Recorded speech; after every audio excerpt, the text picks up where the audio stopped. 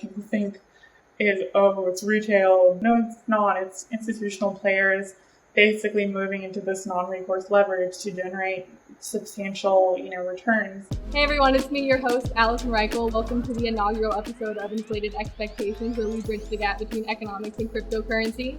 Today I'm joined by a very special guest, Queen of FinTwit, Queen of my heart, creator of the Nope Indicator, a woman who wears many hats, Lily Francus. So Lily, thank you for coming on for this first episode. Thank you for having me. Wouldn't have wanted to start any other way. But before we dive into the serious interview questions, I have a few questions for you just to tell the people back at home more about your background and kind of your stance on crypto in general, so they can have a better understanding of where your answers are coming from. And then I've sprinkled in a few fun surprise questions along the way too. So, but first, how did you get interested into crypto, and where do you see it holding most of its value in sort of the monetary sense, like its integration into monetary regimes as a currency or as just an asset class? So to give a bit about my background, I actually was until recently a graduate student studying mathematics. I come from a very quantitative perspective on a lot of things, just because even before that I was actually a software engineer at LinkedIn and at Stripe. So I really always look at data essentially, and I'm always looking at, is this logical? Is there a cogent basis for things? And when I started, I really didn't understand crypto. I started investing in, I would say, 2015 or 2016 when I actually first joined the workforce.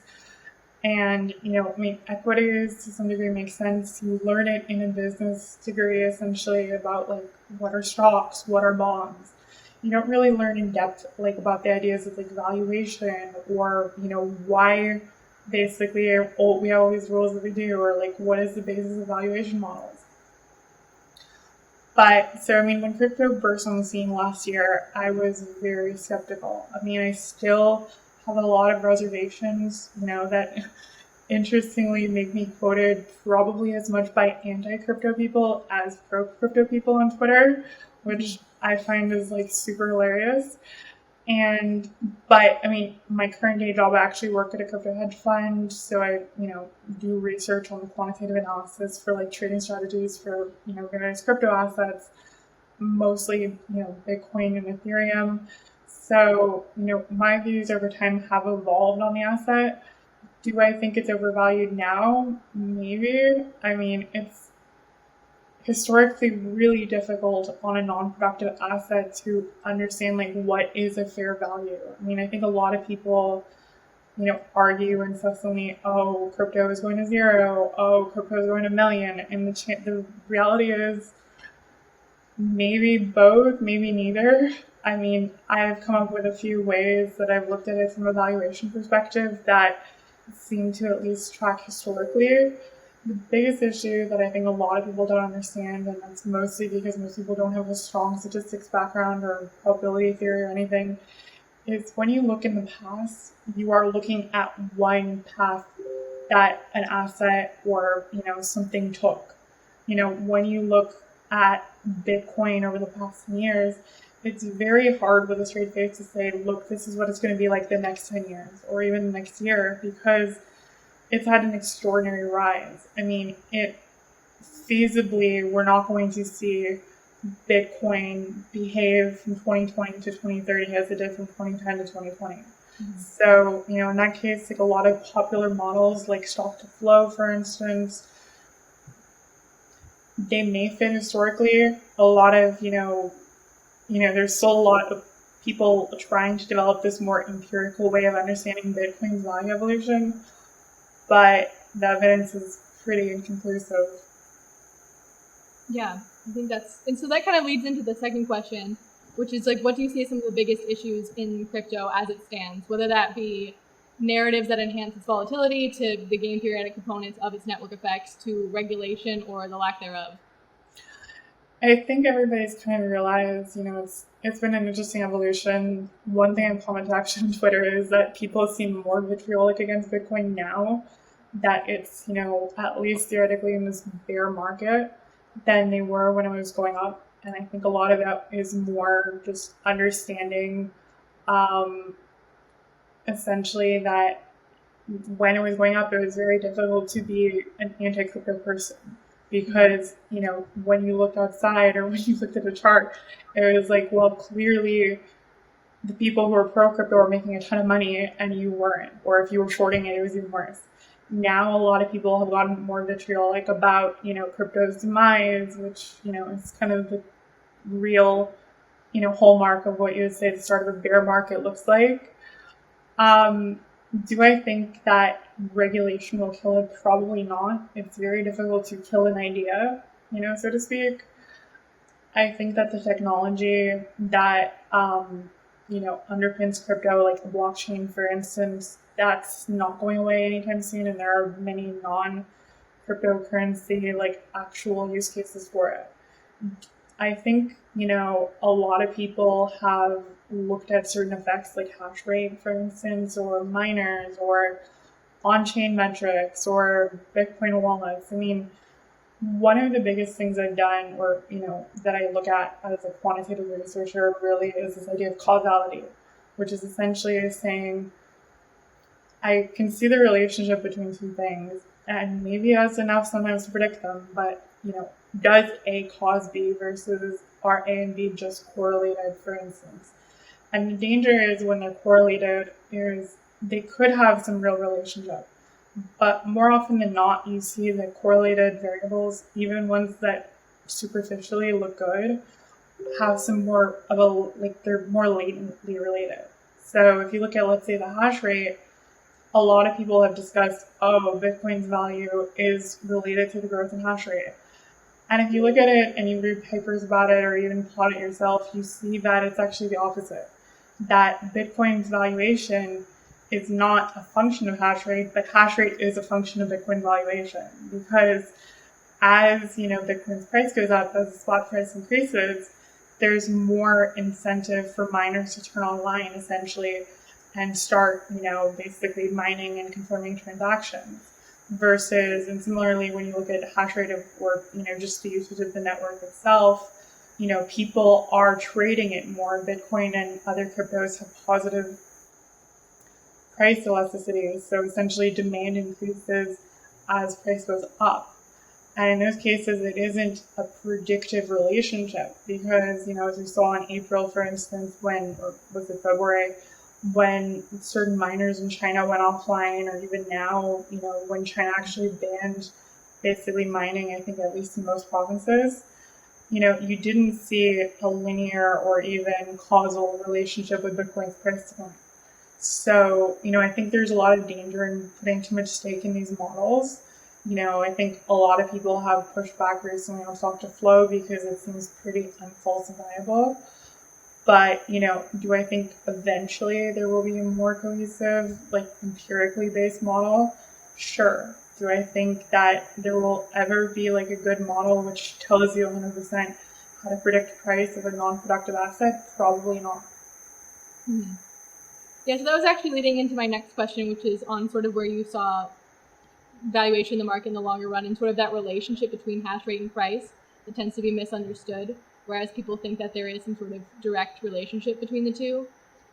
I know you've spoken about this before, and I saw you have a great thread on Twitter. You have a great article about this, and I had a couple comments on Twitter asking me to ask you this question specifically. But do you see intrinsic value in cryptocurrencies?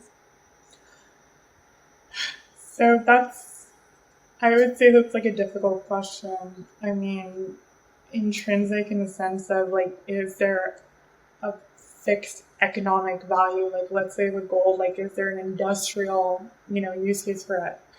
The answer is eventually maybe. I see it more in the idea of smart contracts, essentially, where you are almost basically using the cryptocurrency as a unit of compute power.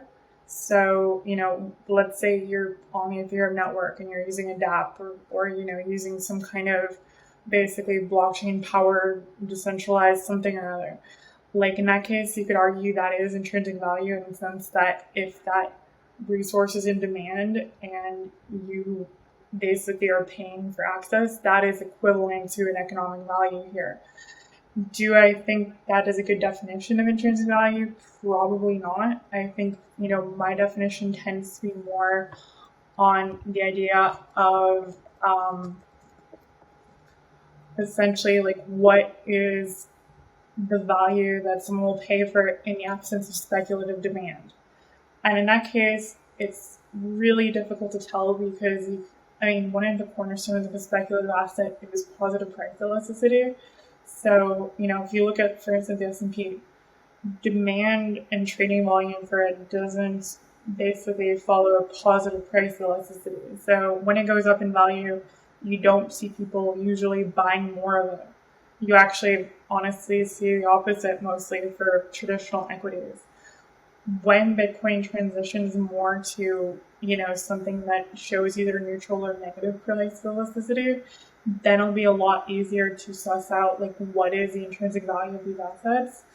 But I think it's trivially apparent that there has to be some non-zero intrinsic value. I was having this discussion with somebody recently, and even just its optionality volatility creates a non-zero price essentially, because you are paying for that volatility and speculative demand. Mm-hmm. Yeah, I think that's a really good point. And so you had mentioned earlier a little bit too that we're seeing maybe what could be the beginnings of a bear market. And as a resident of crypto Twitter, I'm sure you've seen every day it's like, we're in a bear market, we're in a bull market.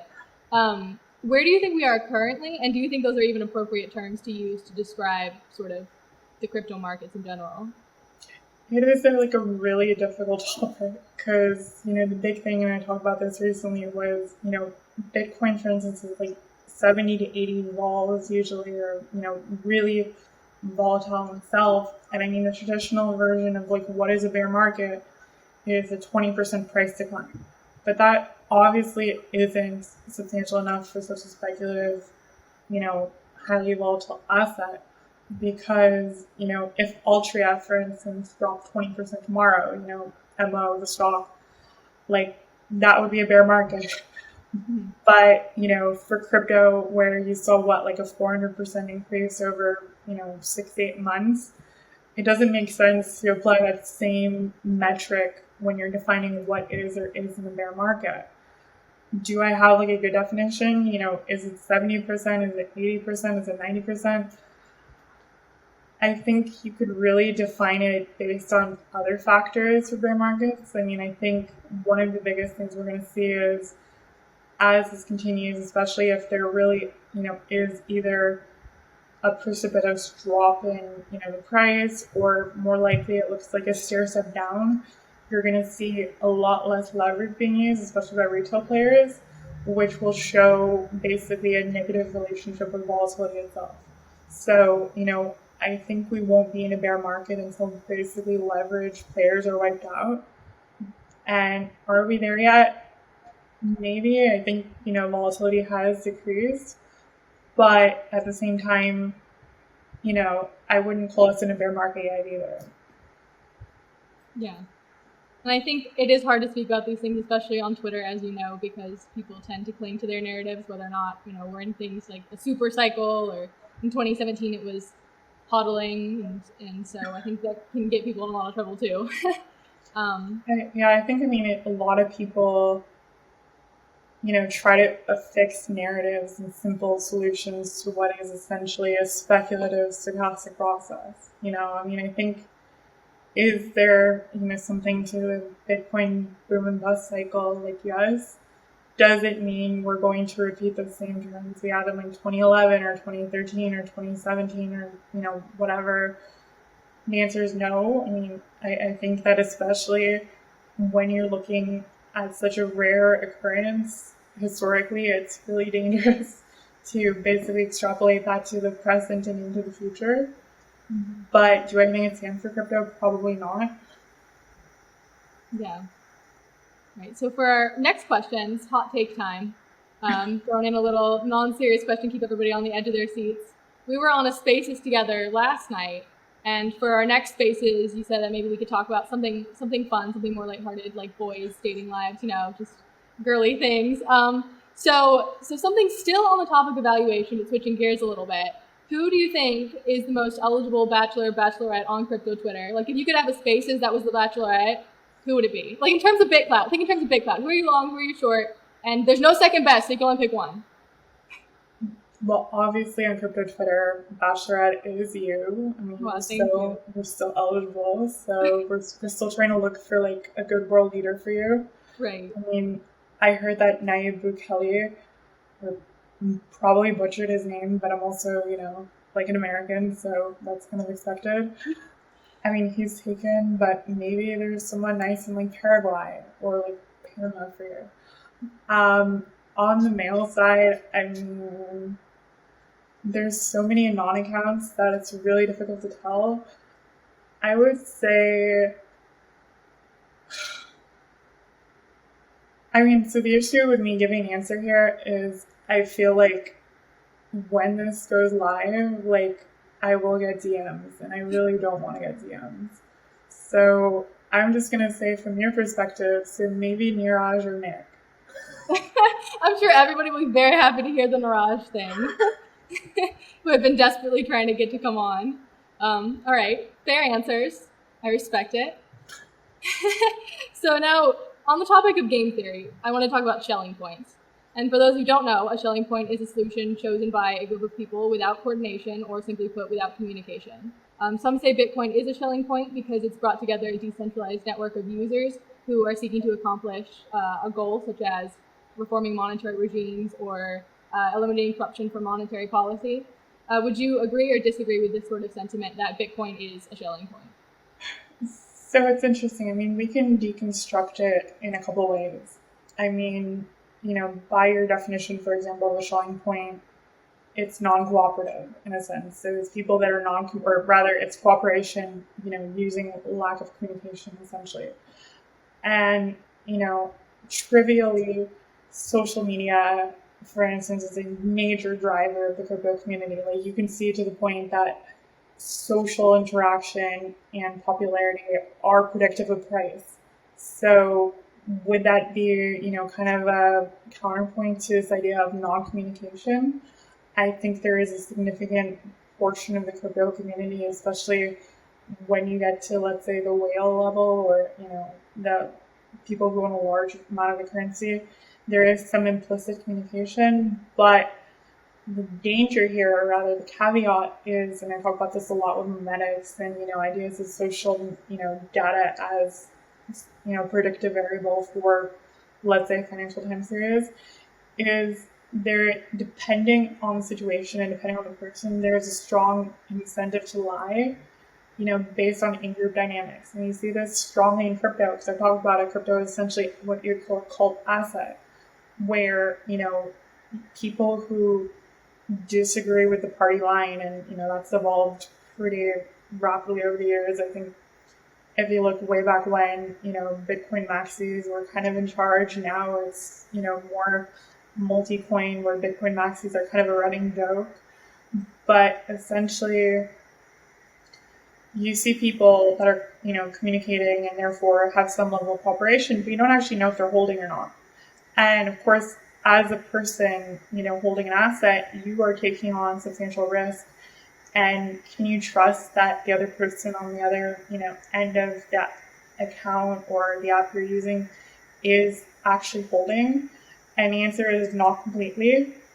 I mean, I think in general, part of this communication built this, like I said, almost a cult-like, asset, where you see this, if you look at on-chain metrics like UTXO, like there are large accounts that are holding Bitcoin that have not moved in years.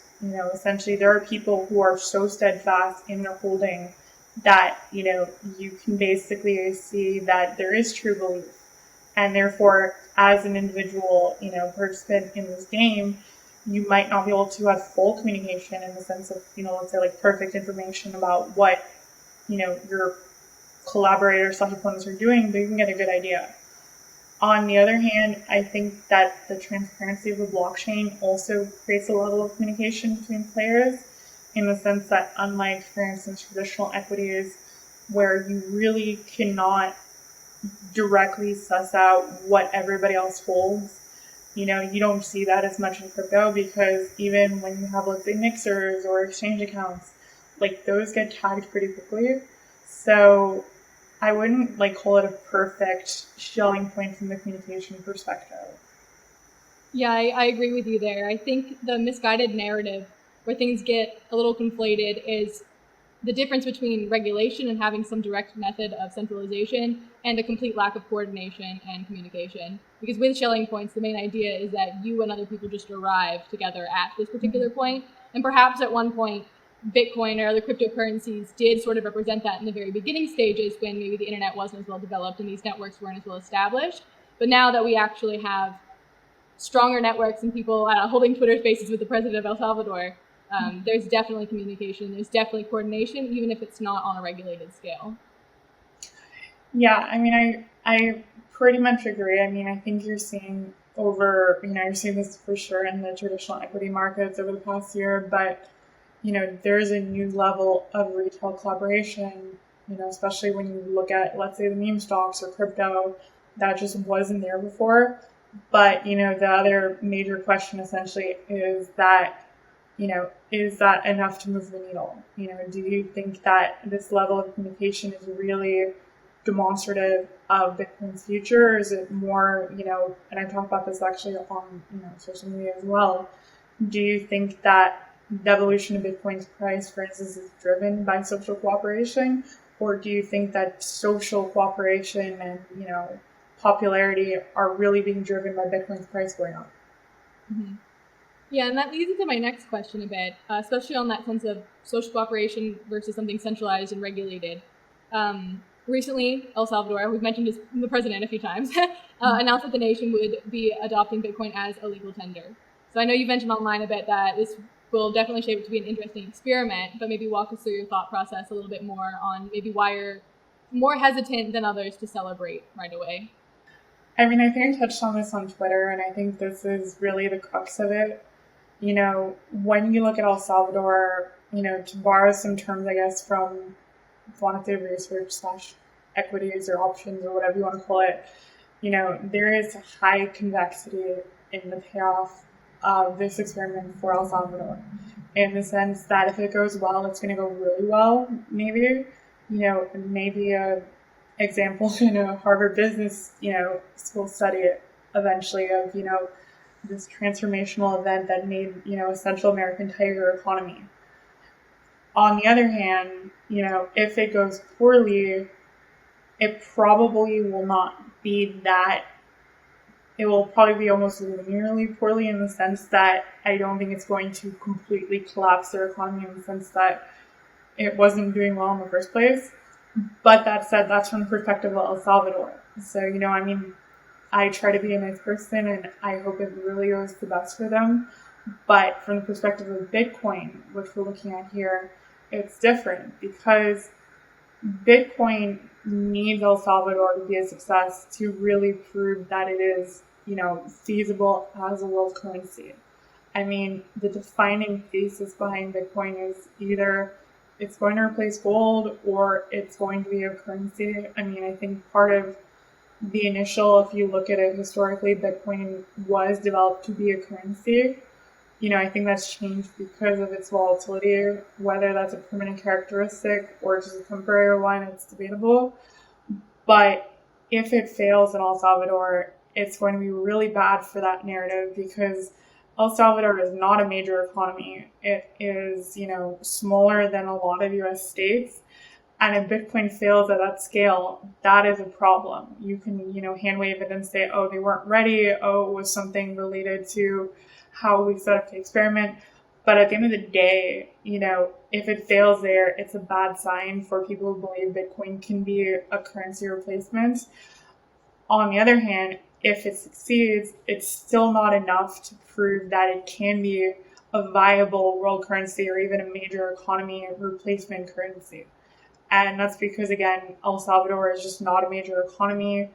And even if it succeeds there, which, you know, I think we should all hope for if we're trying to be, you know, good people. I mean, they're a pretty suffering economy and regime. You know, it's not enough. It is a good start, but it is not enough. So overall, I would say, looking at it from the perspective of someone currently invested in Bitcoin, for instance, there's probably some more downside risk here than upside risk. Mm-hmm. Yeah, I agree with you on a lot of that. And when I first heard the news, my immediate thoughts were that it was too soon and too rushed and potentially done for the wrong reasons. So kind of on that topic, though, of it potentially being too soon, is there a time in your mind that would signal that it would be time for Bitcoin to sort of migrate into monetary regimes? Or do you think there's even going to be a point like that? I don't think there's going to be a point because, at the end of the day, the US, one of the major benefits we have and why we're a hegemon, for instance, is the ability that our debt is denominated in our own currency. And only a few currencies are considered hard currencies worldwide. And those uncoincidentally belong to the major world economies and the major world players.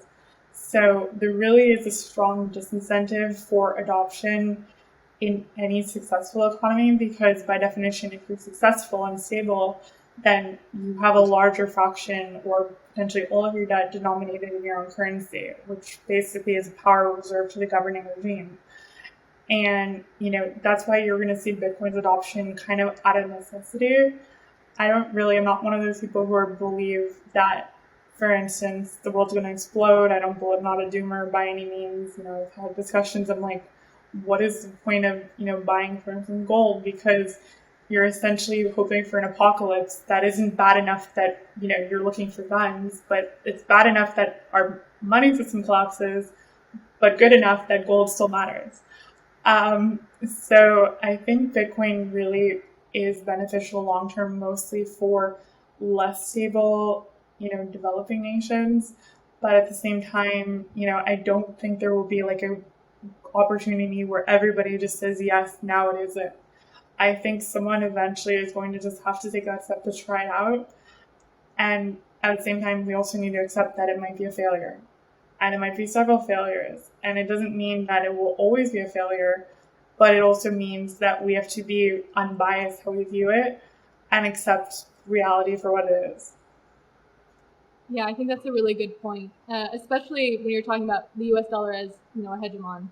I think a lot of people, there's a huge misguided narrative, especially in the maxi community, about the destruction of the hegemony of the dollar, and specifically how Bitcoin would become integrated into monetary regimes in more developed countries.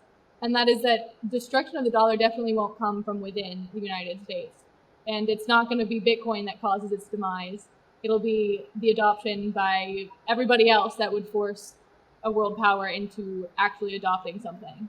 So I think with that, it's interesting to see what's happening in Latin America currently, whether or not other countries will follow suit, and then whether or not Bitcoin will actually help mitigate some of the issues that we see in Latin America, like true hyperinflation and true monetary corruption. Yeah, I think that, it was the only way really forward. Like, I don't think the way that I view it is if the dollar eventually does get or rather, there's a couple scenarios. Eventually, the dollar will lose its hegemony, just like every other regime that's ever existed. If it is sudden, I don't think you will be worrying about your Bitcoin. I do not think you'll be worrying about your equities. I think you'll be worrying about getting food and shelter and taking care of your family. If it is gradual, then there will be enough time to transition and, it will not be the catastrophic event people are looking for. So, it's this weird, I talk about it a lot. There's obviously a vein in the Bitcoin community. It's very strong in the gold community where people are kind of praying for an apocalypse, but they don't really think about it thoroughly to understand, whether their preparations will even matter for that apocalypse. Yeah, I think a great example is Venezuela. So I was a researcher at a think tank in DC for 3 years, and I was their Venezuela specialist. And the narrative I always hear is, oh, hyperinflation, we're going to be like Venezuela, amongst the maxis, amongst Twitter, whatnot. And it's interesting because when you look at the actual problems in Venezuela, hyperinflation was just something else. Like it wasn't the real pain in Venezuela. The pain was the food shortages. the hospitals not having running water, its citizens losing an average of 19 pounds a year because they didn't have food or water. Mm-hmm. This mass migration we saw, the absolute detriment and destruction of institutions in Venezuela, whereas inflation just became a symptom of it. So I think you're definitely right on that, where people don't realize what their cries are actually calling for. Yeah, because at the end of the day, it's like if the government collapses and if our regime collapses, money doesn't really matter. I mean, maybe you could bribe your way out and get someone more stable, but I think everybody believes they're going to be the protagonist in some dystopian movie when it's more likely we're going to die in the quick scene. Yeah. Yeah. It's like a dark but good point. So on a lighter note, another hot take time. So Lily, you and I are way too online. There's no debating that. It's not even a question. We're both way too online. And you've recently migrated from being like fully immersed in FinTwit to crypto Twitter. So I'm coining a little variation of Kiss Mary Unalive called Hire, Meme, and Deactivate. So give me your top 3 crypto Twitter picks. One you would hire because maybe they have good alpha or something. One you'd start a meme group with, and one that you would deactivate if Jack gave you the power. I guess, I mean, I really don't have any people on crypto Twitter like I hate. I know there's people who hate me for sure. I mean, but, nobody's really that important. I really am a fan of CL, and Eagle Capital. So, I mean, it's really cool to see that interaction, especially with like Joe Riesenthal and Bloomberg. Higher, other than you, of course, Allison, I would say, and first people I work with, probably someone like Taran Chitra or Dave White from Paradigm, mostly because, or Hasu, also I believe they work at Paradigm too, because, there is a lot of creativity and quantitative thought going into a lot of these crypto products. It isn't to say that these, or Bantag / Artem from, Yearn, these are very, very intelligent people. It isn't just like a game or, some weird millennial fetish. In the sense, these are very well designed and thought out systems. And, I can see that they're super passionate about it as well. And, if they weren't succeeding in crypto, I'm sure they'd be succeeding in something else. And some of them come from high frequency or the tech industry, and, clearly they have the chops to back it up. Yeah, no, that's a great point. It's been really interesting to see this sort of power coming out of social media. Something I wonder, I don't know if you have strong opinions on it, whether or not this would have happened had COVID not happened, whether or not we'd see such strong network effects. And yeah, no, I mean, it's definitely like FinTwit especially got a lot larger. I think when COVID hit, I mean, not only were people trying to understand the market because, the market kind of went crazy last year, but a lot more free time and, this kind of emergence of more parasocial relationships where, these influencers, which I guess you and me are influencers, unfortunately, they hold substantial sway on determining opinion. I mean, I've seen my tweets being cited in Bloomberg, which is absolutely wild. I've seen, people like Kyla or like you, be cited in traditional media. And it's like, this is a fundamental shift, I believe, from, this panel of experts who may or may not be experts to more just this idea of like meritocratic decisions, where people are following people they want to follow. Not always does the best person get it, but at least the person who's most popular gets it. And there's like a lot of power being generated by this, transition over, partly spurred by COVID, where people can essentially leapfrog the traditional pathways to getting, financial power, essentially. Yeah, and I think it definitely coincides with sort of the overall theme that true crypto supporters have about crypto, which is to bring cryptocurrency and better lives to people who either are in poverty or who don't have access to the tools they need to succeed and to sort of grow and lever up. And I think especially with finance industries that are dominated by a specific demographic of people, it can be really scary and really difficult to make those connections and get into those networks. And so I'm sure, I know we both met on Twitter and we both grown together, but have you found it as the good outweighs the bad, or?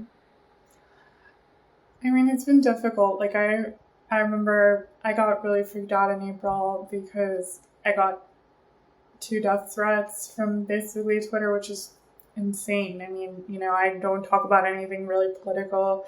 I mean, I haven't been, super quiet in the sense that I'm a progressive.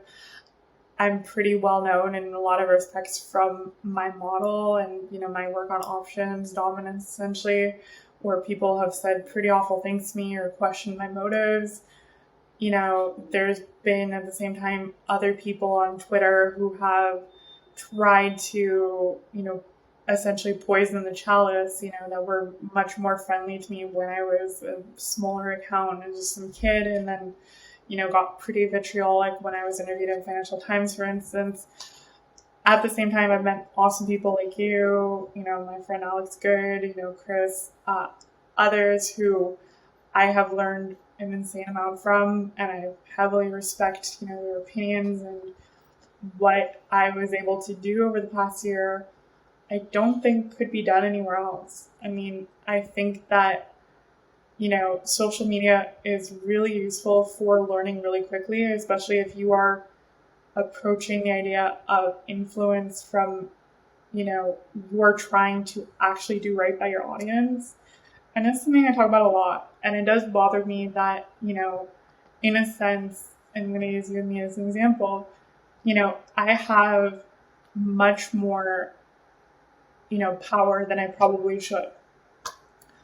I've speculated with friends that, if I tweet about something, I can essentially move the market, especially on a smaller and medium cap stock. And, I haven't seen anything conclusive there, but it has made me really nervous to talk about the market in essence because, I'm not approaching this from the idea of trying to make personal, profit. I've really never profited directly off of Twitter.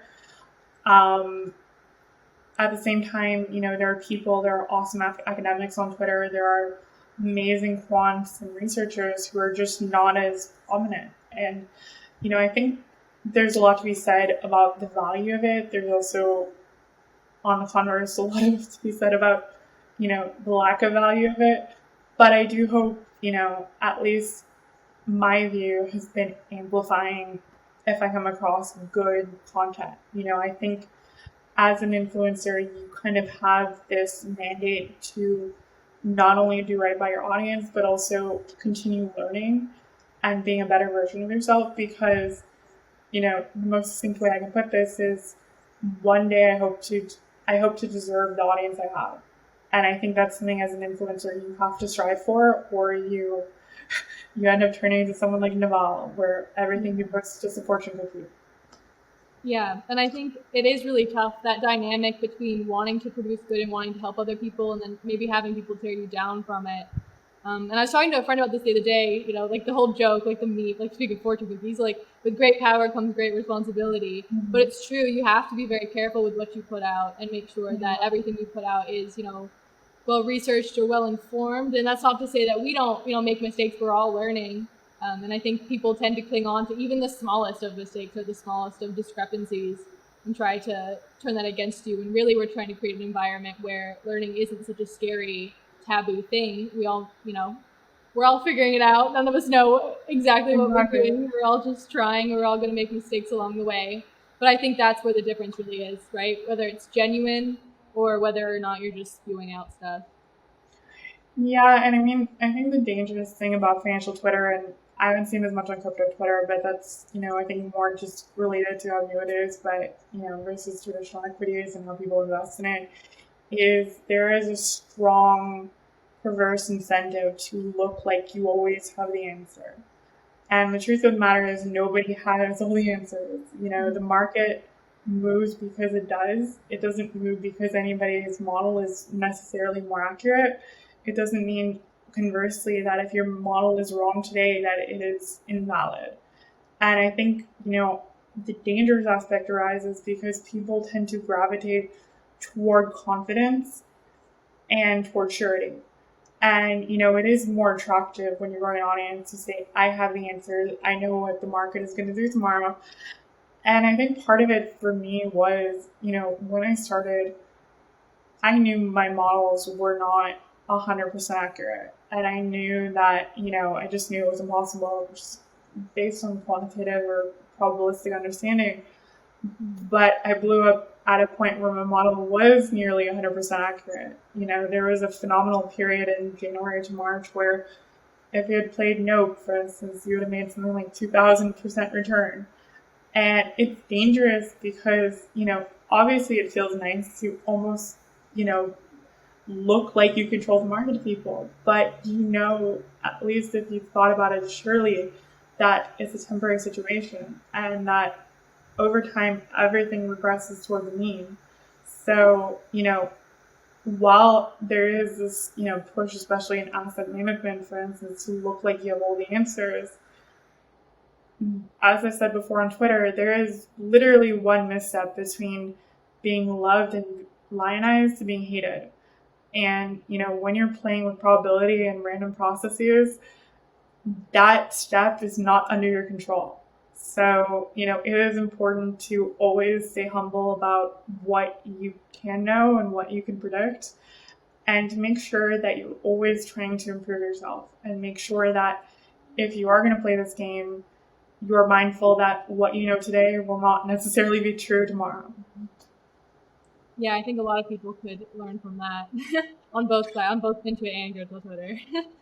But back to a serious topic. While some argue that there is no second best, a common rhetoric in economics is that we're living in a world of second best, whereas the first best option isn't attainable. And in game theory, this would sort of equate to operating from a Pareto inferior Nash equilibrium. For those who aren't familiar with the game theory, a Pareto point is one where no individual is made better off without making anyone else worse off. And a Nash equilibrium is a stable state that occurs when no participant can gain by deviating strategies when considering the strategies of their opponent or other players. So the question here is that in terms of our global financial systems and monetary regimes, and we talked about this a little bit earlier, is it possible that our traditional means are actually a Pareto inferior point, even if it is some sort of Nash equilibrium, but we're prevented from reaching this Pareto optimum point because of coordination problems or switching costs? I mean, I kind of think of it more, and I guess this will just butcher my background, as more of, this idea of saddle point, where if you look at, let's say, mathematics or, especially the science of, or I guess field you would call it, of convex optimization, when certain problems are very well defined as how you can approach, what is called the global optimum, or what you would call, I guess the Pareto optimal in this case. As you increase the dimensionality of your space, most problems are not well defined in the sense that you can always achieve a global optimum. And, the financial system is that, first of all, there's perverse incentives. Most people do not really come from, the perspective of trying to maximize, let's say, a global utility. They actually are looking to maximize either their own utility or at least a very local variant of it. But, even if you look at it more abstractly, I was having this conversation earlier. Civilization work essentially like a greedy algorithm where nobody is taking a long view of history or setting up, let's say, the optimum that lasts throughout the ages, because we're constrained by our imagination to really this timeline of maybe 20 to 50 years. That's nothing when you look at humanity. That's nothing if you look at a universal scale. But pretty much everything that we think about and what dictates our actions is really constrained on this pretty short-term finite time horizon. And the danger when you do a greedy algorithm, a lot of awesome algorithms are greedy, is very rarely, if ever, you will see a global optimum being reached. So I can't say where, let's say, in a second best scenario, it's probably like a 200,000th best or something, but it's pretty much assured we're not in the optimum. Mm-hmm. Do you think the optimum, so you just sort of mentioned this, but is the optimum even something relatively attainable? Could we half that, get to 100,000 best? It really depends, again, I'm just going to approach it most abstractly in the sense, we can view society and like our current state as this continuous function, because time is not discrete when you, I mean, if you look at infinitesimally, I guess you could consider it discrete, but nobody does. When you transition between states, there will always be a point where you are in between those states. And we can improve to this. In general, people are not going to agree to take on a state where you are locally or currently worse off by doing a certain action than you will be from the previous action, even if in the future it's better. You can look at it from more of a systems perspective for stuff like the Bellman equation, where you have a discount factor applied to future actions, and whatever. We can talk about Markov chains some another time. But basically, what that means is there are a lot of states that may be more globally optimal, given a certain sequence of paths you take to go from, let's say, our current state to those, but the in-between states are significantly worse off. So in those cases, a rational actor is not going to take that pathway unless, let's say, your discount factor is really small and maybe your future. I mean, again, you could argue a lot of this from a game theoretic perspective that doesn't really apply in reality. But in general, there are certain global optimums you can argue, or rather, I guess you can't really argue certain global, because there's really only one global optimum. But there are certain better local optimums that are just unreachable. And it's possible that the global optimum is still unreachable based on our understanding of how to discount the future. That's a really great point. It's interesting because there's an Austrian economic sort of sentiment where we're constantly in an equilibrium, whereas the general equilibrium shifts even as we're transitioning. And it's not so black and white as, is this point better than this point? There's a little bit more depth to it, theoretically speaking. It's really, if you look at it just as, this idea of space of some sort, let's say we take all the dimensions of what defines an economy, and, you still have to live in the in-between. And if the in-between, you can easily construct a space where certain, especially from a starting point, which we take the current time, certain parts of that space are basically unreachable, given how you decide the agent should interact with the world. And, does that mean that, there will never be an optimum? I don't know. This is very philosophical / pseudo bullshit mathematics. So maybe, but I also don't think it's really definable in the first place. Yeah. There is no second best because there is no first best. There could be some global unknown optimum. Aliens. Whatever. Yeah, aliens. Aliens come. Or when we adopt Rocket as oh god. That's clearly a global optimum. Yeah, when the real flipping is Rocket flipping Bitcoin. So exactly. I'm very bullish on stupidity. My golden rule of the markets is the way that I predict things is I think, what is the stupidest thing that could happen at any given point, and then I just do that because that's what's gonna happen. That's funny. Right. Well, closing out today's interview, I have a few last questions for you on sort of the topic of this emergence of modern money in the future of finance. So it doesn't have to be limited to the crypto space, but what do you see as the next big thing? And this can be even a problem, the next big problem. I guess from an equities perspective, one thing I think about a lot is there's, I talked to Mike Green, Simplify the ACF provider, and others. You can see over the last couple of years that there has been this acceleration of the market's returns. And, my speculation of this partly is related to this idea of leverage. When the market is outperforming, as an active manager, you essentially are always gauged based on how the market does in relation to your returns. So when you have, let's say, some functional strategy, the only way essentially to increase returns is to lever up. And you can see that a lot of leverage has moved from this traditional idea of, let's say, recourse leverage, where, you have some collateral backing it, to non-recourse like options. And I think that is one of the fundamental factors, rather than what people think is, it's retail buying, YOLO one day cult. No, it's not. It's institutional players basically moving into this non-recourse leverage to generate substantial, returns on existing strategies to kind of compete with a market that's continuously accelerating. And, a lot of people speculated how this ends. I think, many people are hoping it ends with like a bang, like some kind of crash. I'm not really in this camp. I think a lot of these ideas of doom and gloom are the window has been shifting. It used to be, coronavirus is going to kill us all and the market was going to crash again.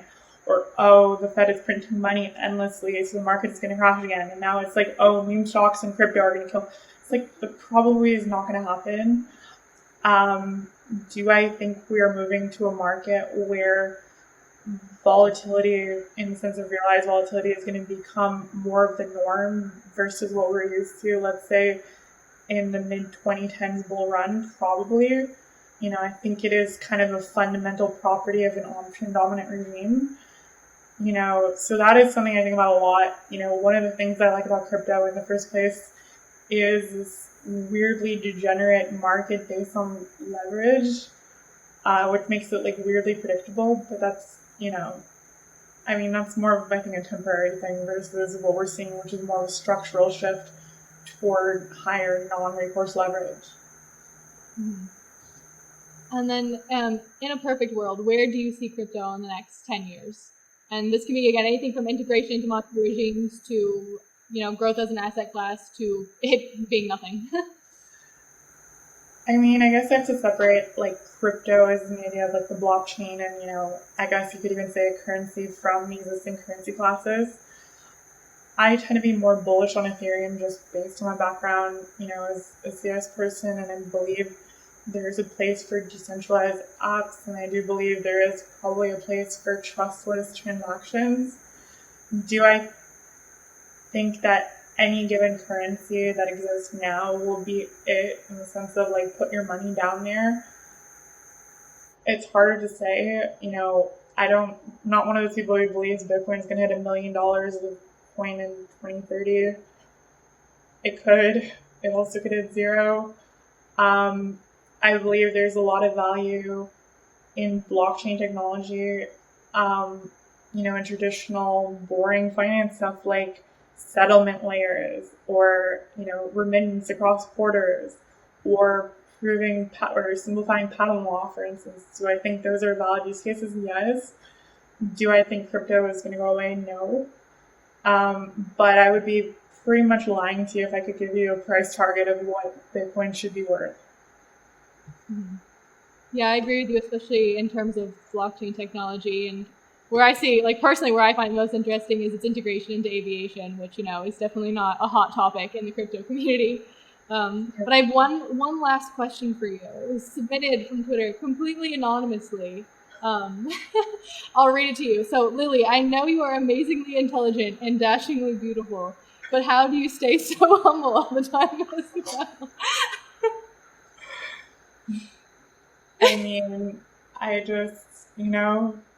I just put my dresses on one leg at a time, just like everybody else. Beautiful. Yeah, we love a humble queen. Well, thanks so much for joining me on this wonderful inaugural episode that my computer almost overheated for. It's great learning about your perspective, especially just, I think people are definitely starting to get more interested into the theory side of things. So I think it's bridging that gap between economics and crypto is becoming a increasingly popular theme. But let everybody know where we can find you. I know you're on Twitter. I don't know if you're on Instagram. I don't plug Instagram, but I do. So Nope It's Lily on Twitter. And also I have a Substack where I talk about market mechanics and statistics and stuff. NopeIt'sLily.substack.com. Awesome. Thanks so much again for coming.